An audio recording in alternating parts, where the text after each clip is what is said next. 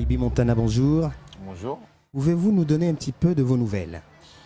Écoutez, en ce moment, donc, je travaille beaucoup parce que je suis sur l'écriture donc, de mon prochain album qui va s'appeler Code 187 Code 187, mais pourquoi Code 187? parce que c'est mon cinquième album et un cinquième album c'est important.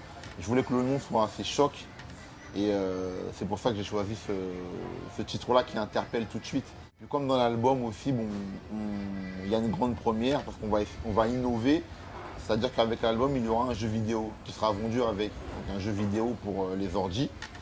Et ça va être un jeu vidéo d'action où le personnage va être à mon effigie, mais il va vraiment avoir plusieurs levels et c'est autour de l'action. Donc voilà, avec des scènes de bagarre et autres. Donc l'album et le jeu en fait s'appelle Code 187. Et voilà, donc on est à fond sur ça en ce moment. Donc entre le studio, les studios pour enregistrer les sons, les studios pour travailler le jeu.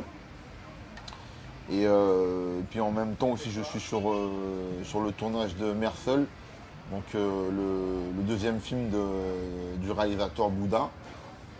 Donc on est en train de le tourner actuellement et c'est pareil, je pense que ce sera pour l'année prochaine aussi. Donc je pense que l'année 2011 sera assez chargée pour moi.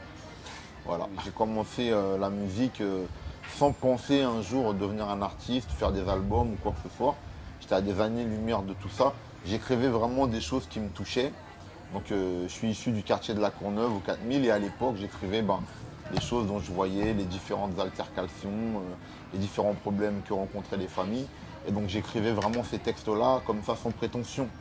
Et puis il y a eu des rencontres du hasard qui se sont faites.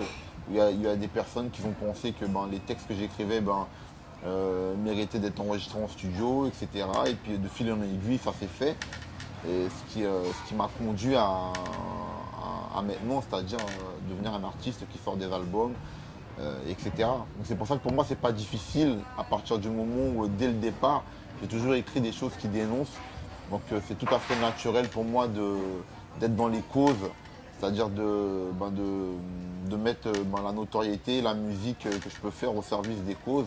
Je suis un artiste engagé depuis le début. Mon tout premier album qui s'appelle 1260 jours était vraiment un album d'engagement. Et tous ceux qui ont suivi par la suite aussi, même si on a pu retrouver des singles dedans, il y a toujours son gros côté au niveau de l'engagement. Et pour moi, c'est quelque chose vraiment de très naturel. On sait aussi, pour avoir discuté un petit peu avec MAS, que vous l'accompagnez également sur son projet. Et quand on sait aussi la difficulté de santé que rencontre MAS, on comprend très très bien que vous ne débordez pas de la logique qui est la vôtre, à savoir vous engager auprès de tous ceux et celles qui ont besoin de vous. Alors, comment arrivez-vous alors finalement, par rapport à ça, à disposer de temps pour autant de projets? Après, j'arrive pas à faire exactement tout ce que je voudrais, parce que c'est vrai qu'il y a beaucoup de sollicitations sur Paris, beaucoup en province aussi, et qu'on ne peut pas tout faire, mais du moins, j'essaye au moins de conseiller du mieux que je peux les gens, quand j'ai pas l'opportunité d'aller dans leur ville. Il y a beaucoup de jeunes groupes qui se lancent aussi à corps perdu et des fois qui sont au contact de personnes malveillantes ou qui pensent faire les choses comme ça. Moi, j'essaie de conseiller les gens, surtout quand ils investissent eux-mêmes leur propre argent. Donc, j'essaie de me servir de mon parcours et de leur dire, voilà, il faudrait faire ça comme ça ou comme ça. Après, quand j'ai la possibilité, moi, d'accompagner un jeune artiste sur son premier disque, c'est-à-dire en faisant un duo avec lui, quand j'ai la possibilité de le faire, je le fais. Mais quand j'ai pas la possibilité de le faire, je réponds toujours aux questions pour conseiller au mieux. Donc en ce qui concerne donc MAS, c'est tout à fait dans mes valeurs de soutenir son projet parce que il est déterminé, c'est quelqu'un qui ne se laisse pas abattre, donc qui vit sa passion, donc qui veut aller au-delà de l'handicap. Et c'est vraiment quelque chose de fort, de touchant.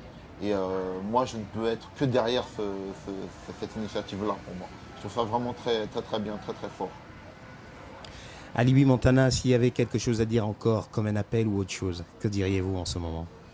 Ce que j'aimerais dire aux gens, comme j'ai pu le dire tout à l'heure, dans le premier interview, c'est vraiment pouvoir se faire sa propre idée, ne pas suivre comme des brebis, ce qu'on peut dire, et vraiment essayer de déterminer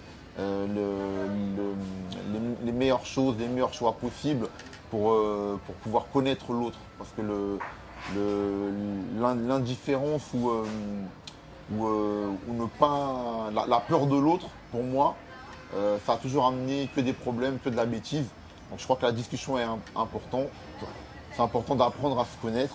Et puis après, on se fait ses idées, mais au moins discuter. Et je pense qu'on a chacun à apprendre les uns des autres. Voilà. Alibi Montana, je vous remercie. C'est moi. Merci. À bientôt. 1, 2, micro-test. 1, 2, 1, 2. 1, 2, 3, 4, 5. Triste et banlieue. Volume 3. Nouvelle compile, mais les vies n'évoluent pas. C'est ma parole. À quoi ça sert quand je cherche CR3? Sur un CPR, j'irai beaucoup plus vite que l'État. Babylone, laisse-nous crier, tout comme des reggaeman. Babylone, beaucoup trop des miens sont tombés dans la cave. Babylone, à quoi ça sert quand je cherche CR3? Sur un CPR, j'irai beaucoup plus vite que l'État. Babylone, fais tourner dans chaque quartier où tu vas. Babylone, c'est la merde, c'est crise des banlieues 3. L'ambiance est glauque, son électrique tout comme la coke. La crise nous a tous donné des tocs sur la tête à Michael. On est bad dans le même bateau, mais négro, blanc, hindou et arabe. Putain d'époque où tu te fais maltraiter comme un charclos. J'ai vu des gens qui n'aimaient pas ça maintenant devenir des alcoolos. C'est la guerre monumentale, nettoyage mental. Ce putain de gouvernement, c'est à cause de lui qu'on crève la dalle. C'est baisé, trop de morts comme à France Télécom. Rien à foutre de Rachida Dati, tout ça, c'est des connes. J'ai le seum. Écoute, entends ça pendant ce putain de 12. Oui, mon ami, nos vies, un film de cul qu'ils ont pris en partouze. À quoi ça sert quand je cherche CR3? Sur un CPR, j'irai beaucoup plus vite que l'État. Babylone, laisse-nous crier, tout comme des reggaeman. Babylone, beaucoup trop des miens sont tombés dans la cave. Babylone, à quoi ça sert quand je cherche CR3? Sur un CPR, j'irai beaucoup plus vite que l'État. Babylone, fais tourner dans chaque quartier où tu vas. Babylone.